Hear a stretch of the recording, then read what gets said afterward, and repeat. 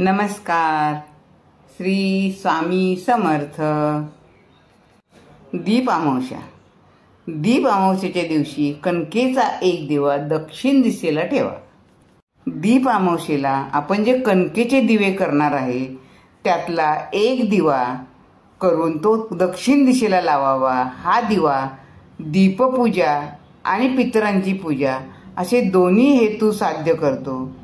दीप अमावस्येला दिव्यांची पूजा केल्यामुळे व दक्षिण दिशेला दिवा लावल्यामुळे आपल्या घरात सुख, समृद्धी आणि शांती येते आणि आपल्या पितरांना मुक्ती मिळते आणि ते आपल्या पुढील पिढीला आशीर्वाद देतात असं शास्त्रामध्ये सांगितलं गेलेलं आहे.